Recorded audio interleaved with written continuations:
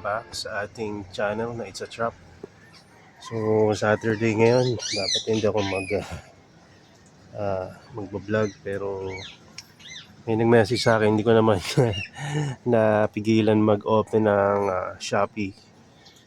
Ang sabi, namali daw tayo ng bigay sa kanya na plan, kaya tingnan ko agad kasi bibihira mangyari yun. Sa pagkakatanda ko, parang una pa lang to or pangalawa. At ang kanyang order ay spatulata, Drosera spatulata na tamlin. So ang naibigay ko daw sa kanya ay Lovely. Palagay ko nga nagkamali ako kasi halos magkamukha yung dalawa na yun. Ayan o, mapapansin nyo dito. Ito yung Lovely natin. Ayun yung tamlin sa dulo. Halos magkaparehas ng kulay. Pero sa pagkakatanda ko, merong isa dyan na pataas yung tubo. Yung parang puno yung tubo niya. At yung isa palapad. Kaya sabi ko sa kanya, return mo na lang para sigurado. Kasi Lovely talaga yung nakalagay sa paso. Yung label. Malamang Lovely nga yun. At ang tamlin ay baka naibigay ko sa iba. Kaya kung kayo yung naka-receive ng tamlin at kung meron na kayo niyan at yung Lovely ay talaga yung gusto nyo, return nyo na lang, papalitan natin. Walang problema dyan kahit mamatay ang pagbabalik, kasalanan ko naman. So buti na lang nga nagle-label na tayo ngayon. Dati halos hindi ako naglalagay ng label, pero ngayon duruin nyo, isa lang in-order niya, nagkamali pa ako. So may message kayo agad. Buti na lang, mura lang yung nabili niya. Kasi kung mahal, binalik yun, medyo hindi maganda yung pagka-package pabalik. Medyo delikado. Kadidilig ko lang dito. Alam nyo ba, mga alas 2, alas 3 pa lang ngayon ng tanghali, ng hapon. Pero pangatlong dilig ko na dito sa growing area. Grabe ang init ngayon. Sorry.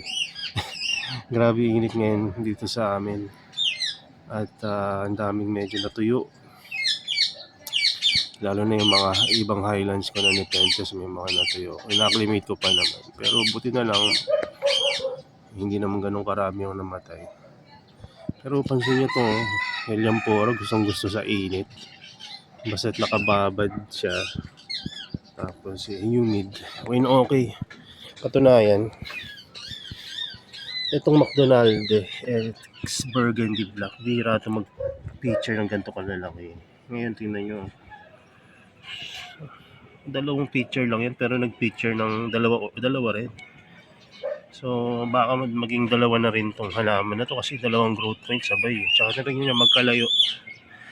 Pagka medyo magkalayo, may chance kayong mag-divide dyan. Kaya medyo hindi common yan, kaya pagkagandahin natin, paramihin natin. So meron din ako nakita pala dito, yung bigay sa atin ni Sir Andeng, previous to nung bumibili pa ako sa kanya ng mga Helianthora. Ayun nga, mga yan, previous to. So binigay niya sa akin to kasi puro peste. Aminado naman siya, tsaka siniplak talaga niya to para hindi makawala yung mga peste pag pinadala niya sa akin. At hindi ko malat dito. So isang taon na yata ito, mahigit or 2 taon, at hindi pa siya nagpipicture ni minsan. Nung kinuha ko siya, ayun o, ito yung Nepenthes Raha X Mira. Pero ngayon parang may chance ang mag-picture na siya. Ang dami ng pinagdaanan niya. Pagkatapos matanggalan ng peste niyan, nagpeste uli at nag-acclimate. So ang hirap pag-picture rin. At ito namang Decalcarata natin na na-uproot ko, mukhang mataas na yung chance ang mabuhay. Kasi tingnan nyo yung itsura ko, pataas na yung new growth. Ibig sabihin nakahigayan doon na nakaraan ng ilang linggo. At ngayon bumangon na siya. Sana hindi yun yung bangon na pangingisay tapos mamamatay. Bumangon na siya. So hopefully yan, meron na tayong Decalcarata ulit. Dito naman sa mga tawag dito, Nepenthes flower. Ito, babae ito. Medyo sigurado na tayo. Ganda ng flower niya, pula. Ayan, pahaba. Ito naman mukhang lalaki na talaga to. Sana ito na lang yung naging babae para maraming seed pods, no? Sa tingin nyo, lalaki kaya ito? Parang lalaki. Pero hindi pa rin natin masabi kasi pag bumuka yan at naging malapad yung dulo, babae pa rin yan. Ito mukhang medyo may pagka-oval na hindi ko maintindihan eh. Parang babae ito. Pero ito hindi ko sigurado kung tutuloy kasi nga kakaripat lang nito sa malaking paso dahil nakalagay siya sa maliit na planter.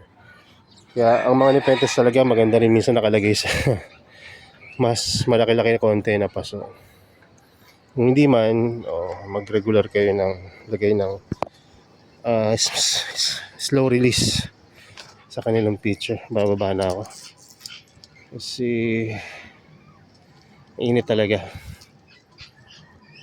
Nagdilig nga ako hindi ako nagdidilig pagka Saturday kasi pahinga na namin to eh.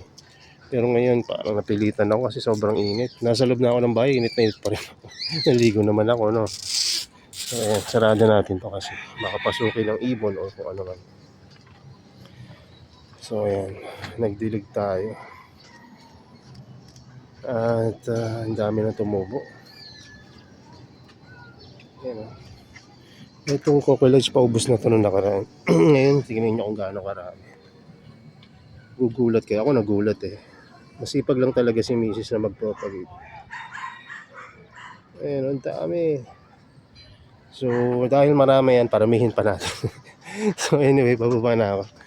Taglit lang itong ating vlog na yung hapon kasi Saturday. Sa amin, rest day talaga ito. Papahinga na ako. So, yun lang muna. Dito yung growing area natin na susunod na gagawin natin sa Highlands. So, dumating na yung UV plastic natin at may tamang paglalagay pala nun. I-discuss natin pag gagawin na to. Yun lang. God bless. Bye-bye.